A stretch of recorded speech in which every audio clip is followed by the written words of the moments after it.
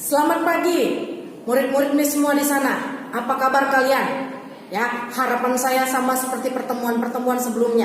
Kalian dalam kondisi yang sehat dan tetap fokus belajar dan tidak pernah jemu untuk menyaksikan video saya. Ya, nah pada pertemuan kita kali yang keempat ini kita akan khusus membahas mengenai mekanisme transport pada membran sel. Ya, karena minggu lalu saya pernah menugaskan kalian, untuk menuliskan fungsi organel-organel sel. Nah, kali ini kita sampai pada ujung daripada bab 1 ini, yaitu mekanisme yang terjadi pada mekanisme transport yang terjadi pada membran sel. Ya, oke. Nah, kita mulai.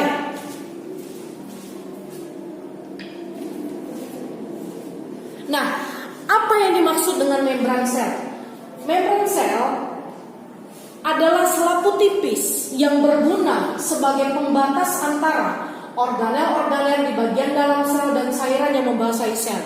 Sekali lagi, membran sel adalah selaput tipis yang berfungsi sebagai pembatas antara organel-organel di bagian dalam sel dan cairan yang membasahi sel. Ya, membran sel tersusun atas lapisan protein. Ini menurut penelitian yang dilakukan oleh Singer dan Nicholson. Nah, proteinnya itu terbagi atas dua, yaitu protein perifer dan protein integral. Nah, secara umum membran sel, penyusun membran sel itu terdiri atas dua, yaitu lapisan protein sebanyak 50% dan lapisan lemak atau lipid sebanyak 50%. Nah, karena model penyusunnya seperti itu, sementara membran sel digunakan sebagai jalur transportasi. Nah, akhirnya model transportasi yang terjadi melewati membran sel itu ada dua macam, yaitu transport aktif dan transport pasif. Ya, yaitu transport pasif dan transport aktif dan transport pasif. Nah, sampai sejauh ini, sebelum saya lanjutkan kepada transport pasif dan transport aktif, sampai sejauh ini pengertian membran sel dan penyusun membran sel kira-kira sudah mengerti? Nah, kalau sudah mengerti, kita akan lanjutkan, ya.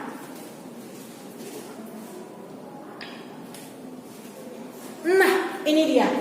Kalau kalian bisa lihat, ini adalah struktur membran sel. Nah, itu yang saya bilang tadi, bahwa penyusun membran sel itu adalah protein dan lemak, ya, protein dan lemak. Nah, di manakah bagian proteinnya, Bu? Nah, di sana ada protein intrinsik, ya. Kemudian ada protein mana tadi? Ada protein ekstrinsik, intrinsik di dalam dan intrinsik di luar. Nah, kemudian ada protein yang berikatan dengan glukosa yang dikenal dengan nama glikoprotein. Ada glukosa atau karbohidrat yang berikatan dengan lemak yang dikenal dengan nama glikolipid, ya. Nah, protein sendiri, terbagi atas dua bagian. Ada bagian kepala dan ada bagian ekor. Bagian kepala, ya, kalian bisa perhatikan. Bagian kepala berada pada bagian atas, biasanya bentuknya bulat. Kemudian bagian ekor, ya. Nah, bagian kepala itu biasanya suka air, ya, hidrofilik dia sifatnya, hidrofilik. Nah, sedangkan bagian ekor dia menjauhi sumber air sehingga memiliki sifat hidrofobik. Ya, hidrofobik berarti dia fobia terhadap air. Nah, itulah bagian daripada protein yang menyusun si membran sel tadi. Ya, jadi protein itu ada dua, protein integral sama protein perifer. Nah, berdasarkan letaknya ada dua. Yang pertama intrinsik, letaknya di dalam, ya. Sedang satu lagi intrinsik, letaknya di luar. Nah, protein itu sendiri terbagi atas protein itu sendiri terbagi atas dua. Yang pertama bagian kepala dan yang kedua bagian ekor. Nah, bagian kepala ini suka sama air sehingga dikenal dengan nama sifat hidrofilik. Nah, sedangkan bagian ekor ini nggak suka sama air sehingga dikenal dengan nama sifat hidrofobik, ya. Nah, di manakah proteinnya, Bu? Nah, proteinnya itu berikatan sama siapa? Dengan glukosa, ya. Glukosa berikatan dengan di mana letak lemak, maksud saya, bukan protein, lemak. Nah, lemak itu berikatan dengan glukosa. Glukosa yang berikatan dengan lemak dikenal dengan nama glikolipid, ya. Nah, protein juga ada glukosa sehingga dikenal dengan nama glikoprotein. Nah, itulah dia gambarnya, ya. Nah, inilah dia gambar daripada si membran sel, struktur membran sel. Kalau kita lihat menggunakan mikroskop. Nah, melalui membran sel inilah seluruh molekul, ya, molekul baik dia air ataupun zat organik atau anorganik ini lewat melalui permukaan ini, sehingga terjadilah peristiwa transport. Nah, melalui membran sel inilah terjadi mekanisme transport, ya. Transport yang dapat dilalui oleh membran ini tadi saya bilang kan ada dua. Yang pertama transport pasif dan yang kedua transport aktif. Nah, ini kita bahas satu persatu, ya.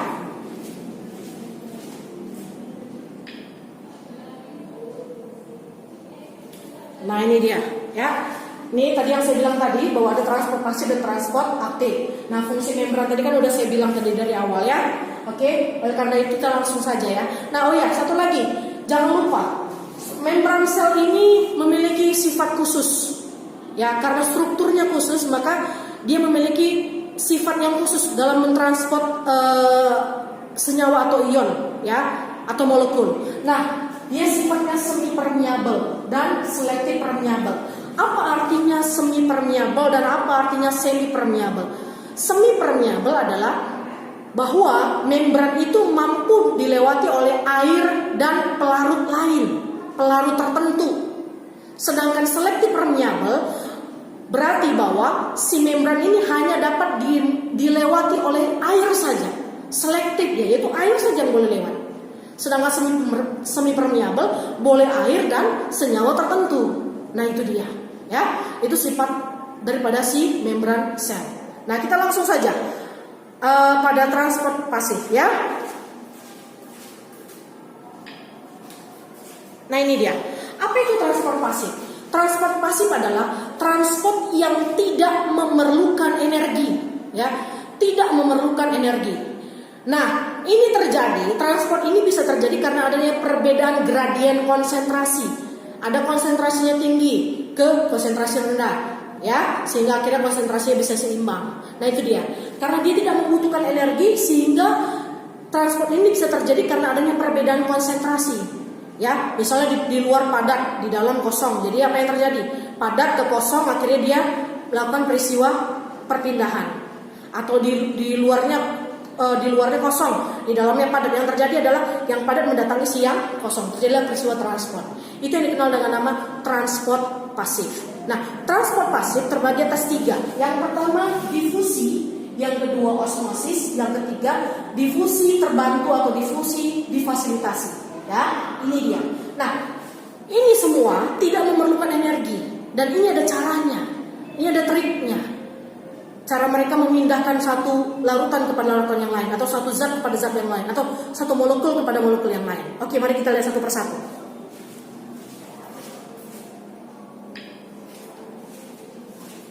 Nah, difusi. Apa itu difusi? Seperti yang tertera di sini.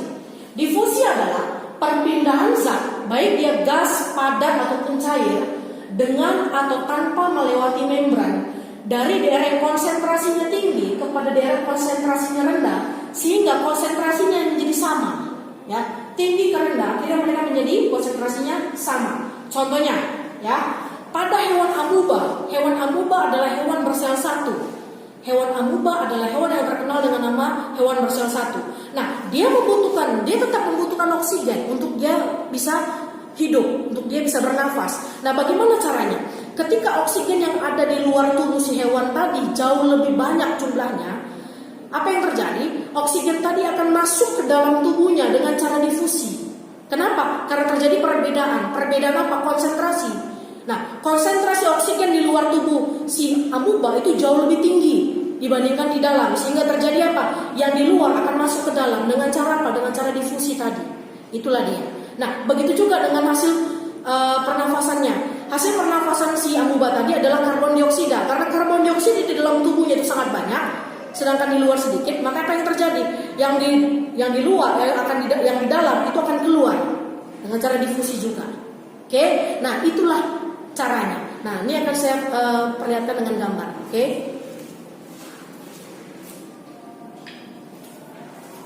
Nah, inilah gambarnya, ya. Ini ada kata oksigen berdifusi masuk ke dalam sel. Udah? Karena jumlah oksigen di luar sel, di luar tubuhnya dia itu jauh lebih banyak. Makanya oksigen masuk ke dalam sel lewat cara difusi. Nah, karena sudah ada hasil pernapasan yang berupa karbon dioksida udah banyak di sini. Karena sudah banyak, sementara di luar sedikit, otomatis yang karbon dioksida yang terdapat di dalam tubuhnya yang sudah banyak tadi itu akan keluar tubuhnya lewat cara difusi juga. Nah, itu yang dikenal dengan cara difusi. Ya, oke, jelas ya. Oke, kita masuk yang kedua. Nah, kita masuk kepada yang dikenal dengan nama osmosis. Apa itu osmosis? Osmosis adalah perpindahan molekul pelarut, yaitu misalnya air, melalui selaput semi permeabel. Ada selaputnya dia, semi permeabel. Dari bagian yang lebih encer ke bagian yang lebih pekat, ya, perpindahan pelarut, misalnya air, dari bagian yang lebih encer ke bagian yang lebih pekat, atau ke bagian dari bagian yang konsentrasi pelarutnya rendah ke pelarut yang tinggi. Itu dia, ya, itu dia. Jadi ngerti ya, berbeda dengan yang tadi ya. Kalau yang tadi dari konsentrasi rendah, tinggi ke rendah, sehingga dia sama. Nah, kalau ini perpindahan pelarutnya, misalnya air itu dari konsentrasinya yang encer, yang rendah, kepada konsentrasi yang lebih tinggi, atau dikenal dengan nama hipertonis. Nah, ini dia, itu perbedaannya. Dan ini melalui selaput semi permeabel. Dia melalui selaput semi permeabel. Ya, jelas perbedaannya ya. Oke, saya kasih gambarnya. Nah, ini dia gambarnya, ya. Di sebelah sana ada molekul gula, ya. Kemudian kalian perhatikan apa yang terjadi. Molekul gula berwarna merah, sedangkan molekul air berwarna biru. Apa yang terjadi di situ? Molekul air yang encer akan mendatangi ke sana, kan encer ya. Kenapa? Kenapa saya bilang encer? Karena molekul gulanya cuma satu. Nah, yang sebelah sini molekul gulanya ada 4. Nah, apa yang terjadi? Air akan berpindah kepada molekul gula yang lebih banyak, yaitu ke sebelah kanan, ya, ke sebelah kanan. Nah, apa yang terjadi? Air akan turun. Nah, dia akan berpindah ke molekul gula yang lebih banyak. Jadi di sini lebih pekat, ya. Di sini kalau sebelah sana dia encer, di sini pekat. Nah, dia air akan berpindah dari encer ke pekat. Inilah yang bagian pekat tadi. Sehingga permukaan air tadi, permukaan air tadi itu mengalami penaikan. Bisa kalian lihat kan? Ya. Nah, di sana perhatikan ya. Di sana ada perbedaan. Kalau sana jumlah gulanya cuma 1 molekulnya. Kalau sebelah sini 4. Nah, ini peristiwa setelah terjadi osmosis. Nah, di sini jumlah airnya berkurang, tapi gulanya tetap ada. Nah, di sini jumlah airnya bertambah, ya. Larut airnya bertambah dengan catatan jumlah gulanya tetap sama. Itu dia. Ngerti ya? Oke ya, ada perbedaannya. Kalau nggak ngerti silakan ditanyakan nanti setelah pembelajaran ini. Oke, kita lanjutkan. Nah, ini dikenal dengan nama difusi difasilitasi. Difusi difasilitasi adalah difusi yang memerlukan bantuan protein, ya, itu protein kurang R. Difusi yang perlu bantuan, yaitu menggunakan protein. Seperti apa? Contohnya seperti enzim. Nah, seperti ini dia. Ya, bisa diperhatikan ada perbedaannya, ya. Di sana jumlah bagian atas jauh lebih banyak dibandingkan bagian bawah. Lalu terdapat protein, ya, protein di sini contohnya seperti enzim. Nah, melalui protein inilah si bagian yang dari atas tadi masuk ke dalam, sehingga jumlah bagian yang dalam seharusnya 2, ini menjadi lebih banyak. Ini yang dikenal dengan nama difusi difasilitasi. Ada bantuan, yaitu bantuannya si protein ini tadi. Protein itu bisa berupa enzim atau hormon, ya. Oke, jelas ya? Ada pertanyaan? Kalau ada pertanyaan nanti ditanyakan. Oke, kita lanjutkan berikutnya. Nah, kita masuk kepada transport aktif. Apa yang dimaksud dengan transport aktif? Transport aktif adalah transport yang membutuhkan energi. Kalau membutuhkan energi berarti dia membutuhkan usaha, ya. Nah, transport aktif ini terbagi atas 2 bagian. Yang pertama endositosis, yang kedua eksositosis. Endositosis memasukkan satu molekul ke dalam sel, sedangkan eksositosis mengeluarkan keluar sel. Ekso itu keluar, endo itu masuk ke dalam, ya. Oke, saya jelaskan satu persatu.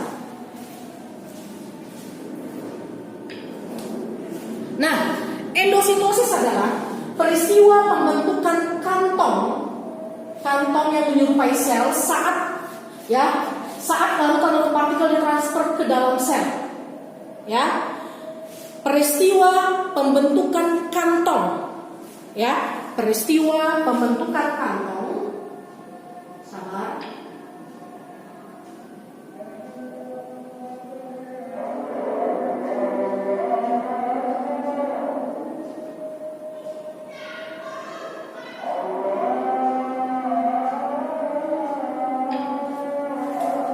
Ya, sekali lagi.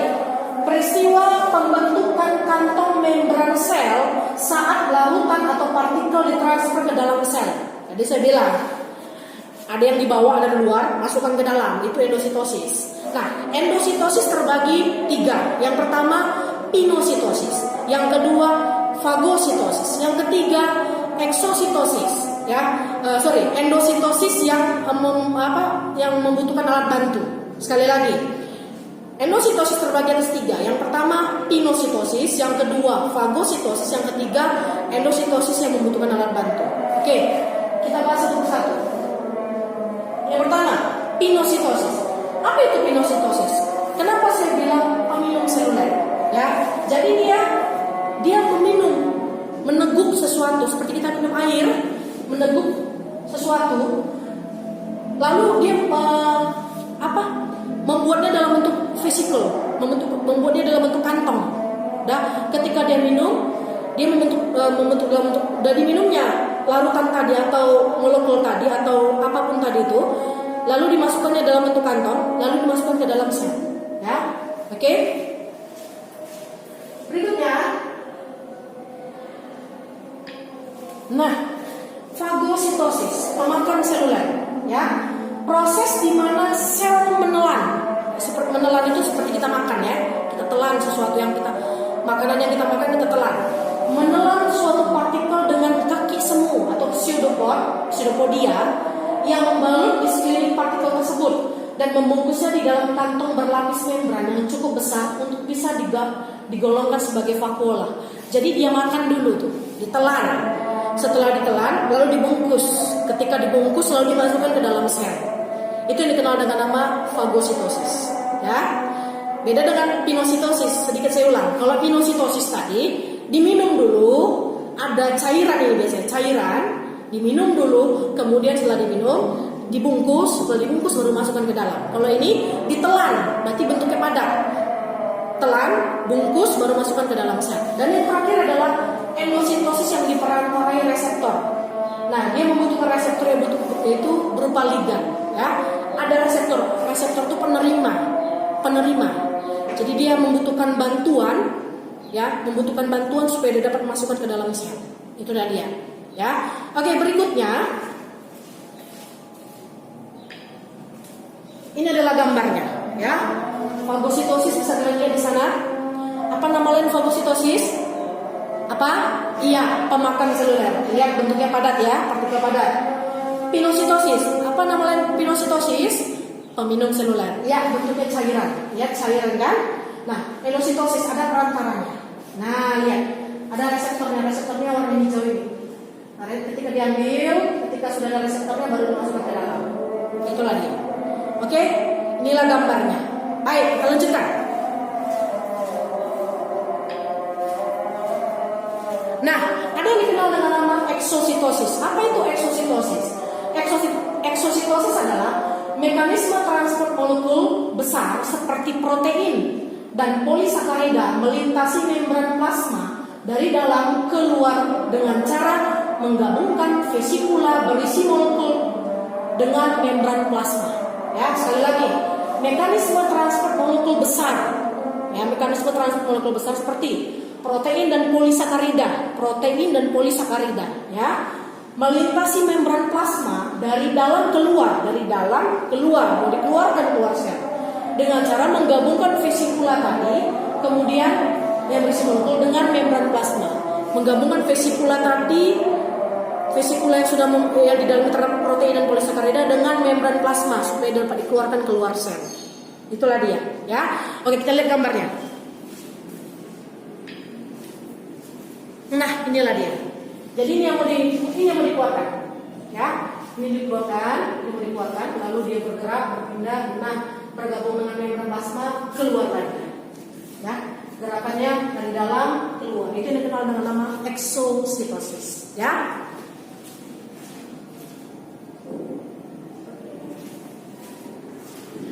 Oke, demikianlah pembelajaran kita pada pagi hari ini. Ya. Mekanisme transport pada membran sel. Nah, harapan saya ketika ada hal yang tidak dimengerti silakan tanyakan kepada saya, ya, melalui grup WA atau saya secara pribadi. Jangan bosan untuk bertanya jika ada hal yang tidak kalian mengerti, ya. Itu dia. Nah, demikianlah jika sudah kalian menyaksikan video ini, ya silahkanlah tuliskanlah ini dalam buku catatan kalian, ya. Tuliskan ke dalam buku catatan kalian. Sambung catatannya kemarin. Kalau kemarin mengenai organel sel, ini sekarang mengenai mekanisme transport pada membran sel. Sambunglah, ya. Demikian video pembelajaran hari ini. Kita akan masuk pada bab yang kedua pada pertemuan kita berikutnya, ya, yaitu judulnya mengenai jaringan. Oke, selamat pagi, tetap semangat.